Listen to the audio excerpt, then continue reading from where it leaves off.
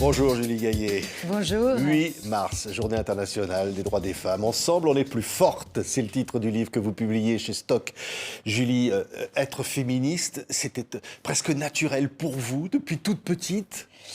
Oui, je dis d'ailleurs qu'on est féministe, mais en fait, on en prend conscience dans la vie. C'est-à-dire que, c'est pas une évidence, disons, que ces injonctions faites aux femmes ou la société qui infuse, parfois enfin, on oublie que réellement, on est des femmes et que finalement, on est toutes à la fois liées et en même temps touchées par des choses communes qu'on retrouve chez les unes chez les autres, dont les violences faites aux femmes, Ouais. dont le regard qui change quand on devient femme, c'est-à-dire à l'adolescence. Oui, l'adolescence, vous en parlez, vous racontez dans ce livre aussi la petite fille que vous avez été, qui voulait jouer des jeux de garçons, qui voulait, qui se demandait pourquoi tout ça n'était pas forcément si simple. Oui, je raconte l'anecdote de la cour de récréation où moi j'avais envie de jouer au foot, mais que les garçons, ils voulaient pas de cette fille. Et les filles étaient dans leur coin, donc en général dans les coins, parce que le foot, ça prend toute la place dans la cour de récréation. Et que déjà j'étais surprise sans en avoir conscience, justement, pas du tout conscience, qu'il y avait une différence. Mais ça n'existait pas pour moi, la différence fille-garçon. Pourquoi ne pas jouer au foot? J'ai appris beaucoup plus tard que le foot féminin existait, qu'il a été créé... il est né en même temps que le MLF, c'est-à-dire il y a 50 ans, un peu plus. Oui, une petite fille intrépide. Hein, que vous Mais je n'ai pas eu les modèles, Ouais. voilà, je n'ai pas eu de modèle de joueuse de football. On voyait que des garçons. Pourtant, le foot féminin existait, donc d'où l'importance de ce football féminin. Et on voit que c'est en train de changer dans la société. Et ce que j'essaye de dire, c'est que il y a des femmes qui sont là au quotidien, partout en France, que moi j'ai rencontrées, et qui agissent réellement, concrètement, pour faire bouger les choses. Oui, mais quand je disais ça vient de loin, parlez encore un peu de vous, hein, Julie. Intrépide, vous avez failli mourir 2 fois, sauvé par votre papa en ayant avalé un boulon, ou saut à l'élastique sur les Champs-Élysées, et là aussi vous avez failli mourir 2 fois. Oui, en fait, évidemment, comme je fais le portrait d'autres femmes, je fais ces 7 portraits, et d'un homme, Denis Mukwege. Il fallait que je parle un petit peu de moi aussi, d'essayer de comprendre. Donc, pour une fois, je me dévoile, mais je me dévoile, et si je parle un peu de ce côté très indépendante, casse-cou, jeune, c'est aussi pour parler beaucoup d'elle et raconter comment toutes ces femmes que j'ai rencontrées, en fait, m'ont beaucoup apporté. Mais c'est vraiment un livre pour mettre en avant ces héroïnes anonymes. Oui, mais allez, encore un peu de moi. vous.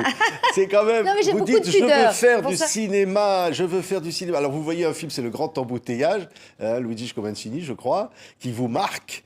Et vous voyez le monde qui est décrit dans ce film, une espèce de jungle dans un embouteillage terrible. Et vous vous dites, à mon avis, il y a une conscience comme ça, quelque chose qui démarre.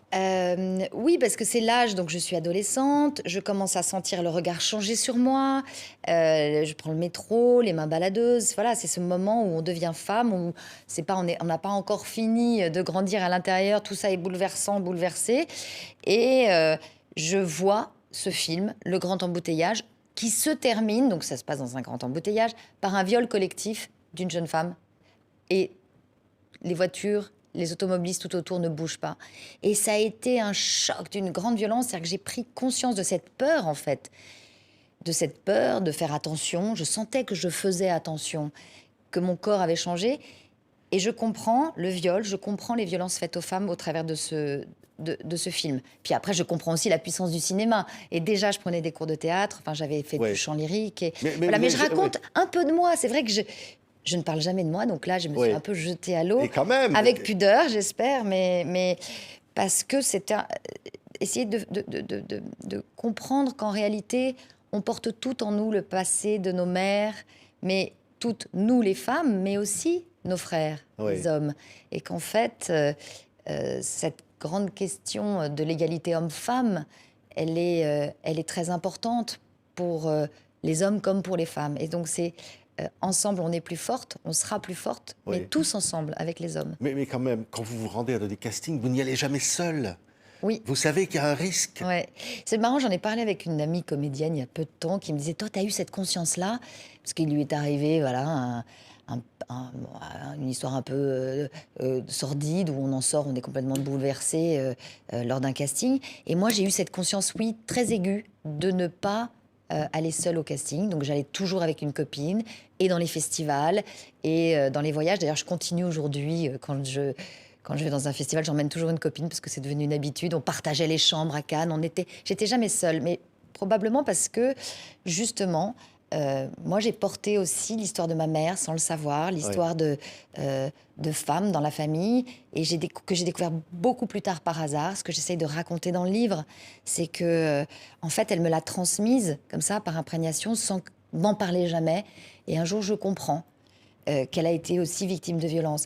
Et ma mère ne m'en avait jamais parlé, et on marchait comme ça dans la rue, et elle me dit un jour, il est mort. Et j'ai su, j'avais 25 ans, alors qu'elle ne m'en avait jamais parlé, qu'elle avait été victime de violence, comme si c'était une évidence. Donc si moi je le savais, mes frères le savaient. Donc c'est au travers de ce livre, j'essaye de parler beaucoup de toutes ces femmes et leur parcours à elles, tout ce qu'on a en commun. Aussi une indignation face aux injustices, je pense, à cette... Enfin, je veux dire, les femmes, c'est 50% de la planète, c'est la moitié de la population. Et le fait qu'on ait quand même... on porte en tout cas les violences de la société. Et cette journée du droit des femmes, elle est très importante, parce que je parle aussi de Valence Borgia, puisqu'on est le 8 mars, qui est une grande avocate qui a monté une force juridique pour faire passer le droit, faire que le droit soit utilisé de la même manière que Gisèle Halimi le faisait. Et c'est ces petites victoires ou ces grandes victoires qui font avancer la place des femmes. Oui, mais vous racontez aussi qu'un jour, un réalisateur a essayé de vous embrasser de force. Ça résonne dans le... Vous ramenez toujours à moi, alors c'est difficile. On est à pas longtemps des Césars, là. On est tout ça a traversé le mouvement MeToo, traversé le cinéma, le mouvement 50-50. Vous parlez du Festival de Cannes, vous êtes rendu avec toutes ces réalisatrices qui voulaient cette égalité. Ça vient de loin, ça vient de loin. Oui, c'est-à-dire qu'on est dans un vrai moment charnière du féminisme. Je pense que la vague MeToo de 2017, enfin j'aime pas tellement le mot libération de la parole des femmes, mais tout d'un coup d'avoir tous ces témoignages qui se sont déversés, il y a une prise de conscience, une vraie prise de conscience des violences et que ce soit une main aux fesses, hein, que ce soit les insultes, que ce soit les petites choses... Ou une tentative de vous embrasser de force, comme ça a été le cas. Voilà,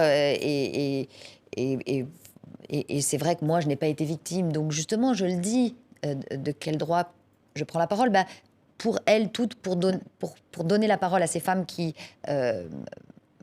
que j'ai rencontrées et qui m'ont éveillée au féminisme. Mais dans le cinéma, vous parliez du collectif 50-50, il y a eu d'énormes avancées réelles. On a fait des progrès, on a réussi à protéger, c'est-à-dire à faire changer le système. L'idée, c'est pas de taper, de dénoncer. L'idée, c'est de faire bouger le système pour protéger les unes, les autres, tous en réalité. Oui. Et donc, ça a commencé par une prise de conscience, signer des chartes, avec les grands festivals comme Cannes, mais 120 grands festivals dans le monde entier. Donnez-nous des chiffres pour prendre conscience. Et puis on est allé plus loin, c'est-à-dire aussi avoir des références sur les tournages harcèlement pour si jamais il y a un problème. Tout de suite, il y a une confrontation, une discussion possible, parce qu'il peut y avoir des malentendus aussi. Oui. Et s'il y a un vrai problème, gérer le problème très tôt, très vite. Parce que oui, il faut permettre aux femmes de parler, permettre aux victimes, parce qu'il y a aussi des hommes, mais malheureusement une écrasante majorité de femmes, permettre aux victimes de parler, d'être accompagnées. Et c'est pas toujours, malheureusement, c'est pas toujours le procès, c'est pas toujours la justice qui peut prendre du temps, qui est le meilleur moyen. Donc il faut, avant ça, trouver des solutions et mettre en place un système, ce qu'on essaye de faire avec la Fondation des femmes ou avec cette force juridique, ce que fait Valence Borgia. Je parle d'Anne-Cécile Melfer, je fais le portrait d'Anne-Cécile Melfer, enfin de toutes ces femmes. Mais récemment, j'étais sur un tournage, il y a eu un souci et ça a tout de suite été pris en compte. Il y a même des assurances aujourd'hui qui assurent les tournages quand il y a un problème de harcèlement ou de violence sexuelle sur un tournage. C'est plus admissible, voilà, aujourd'hui. Il faut changer ce système. Il faut l'égalité salariale aussi. Il faut qu'il y ait les mêmes accès pour les filles et les garçons au métier. Pas récompenser un acteur qui est mis en cause pour agression sexuelle par des témoignages.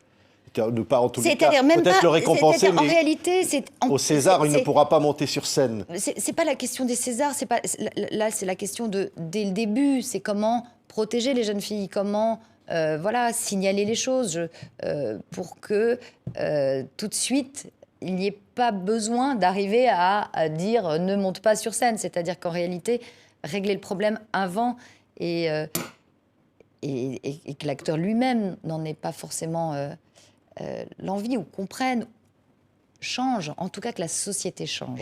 Oui, beaucoup de témoignages, vous le disiez, Julie Beaucoup Gaillet. de nuances, beaucoup plus de nuances. Ouais, et des rencontres surtout, ce qui est extraordinaire. Alors, il y a aussi la scène, hein, Je ne serais pas arrivé là si, d'après le livre de Annick Cogent, avec Judith Henry, et aussi beaucoup de rencontres, c'est-à-dire au fond imprégnées de toutes ces femmes qui se battent au quotidien, dans des parcours différents, où parfois elles ont été elles-mêmes victimes.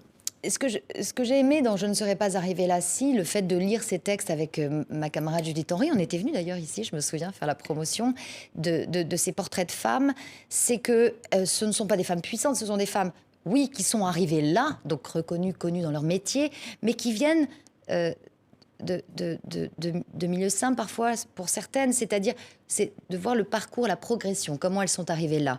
Et c'est de la même manière, aujourd'hui, on n'a pas forcément des Gisèle Halimi comme il y avait des grandes figures féministes, mais moi je voulais faire les portraits de ces femmes qui sur le terrain font bouger les choses concrètement. Donc il y a, ce que je disais, une avocate qui fait bouger les choses, mais il y a aussi sur les violences intrafamiliales le témoignage d'une femme qui est en Corrèze et qu'on ne connaît pas forcément, mais qui vit un cauchemar parce qu'elle est dans le milieu rural et que c'est grâce à la mairie, parce que finalement elle était secrétaire de mairie, grâce aux études qu'elle s'en est sortie et qu'elle a pu sauver sa vie. Je fais le portrait de femmes comme ça, de Marie Servetti, qui est incroyable, qui a créé un autre type de centre d'hébergement. Je voulais mettre en avant, en fait, ces féministes concrètes aujourd'hui, qui sont nos grandes figures d'hier. C'est-à-dire qu'en fait, maintenant, le féminisme, il est imprégné partout dans la société. De la même manière, je pense que l'écologie doit être imprégnée partout. Le féminisme, maintenant, ça doit être une cause qui doit être partout et s'immiscer partout. Oui, et puis alors, vous disiez un homme, Denis Mukwege, prix Des Nobel de hommes, la mais paix, là, il y a un portrait dans mon qui livre. se bat contre le viol comme arme de guerre. Et là, on est dans l'atrocité absolue. Oui, en fait, au travers de Denis Mukwege, c'était presque un résumé de toutes ces femmes dont je faisais le portrait, puisqu'effectivement, il s'occupe de réparer les victimes physiquement, mais il leur donne un lieu d'hébergement, un peu comme Marie Servetti. Il leur donne des droits, comme le fait Valence, en leur expliquant que ces femmes ont des droits, elles ont le droit d'hériter comme leurs frères. Donc, il les rend plus fortes. Quand elles ressortent, ce sont des guerrières. Mais aussi, il est allé monter une fondation, ce que fait Anne-Cécile Melfer, une chaire Mukwege, pour aller à l'international dire maintenant, il faut prendre les victimes de guerre aujourd'hui en compte, vraiment comme des victimes de guerre et pas des dommages collatéraux, et que les femmes qui ont été violées pendant la Seconde Guerre mondiale, quand je parle de la mémoire que l'on porte, elles n'ont pas été...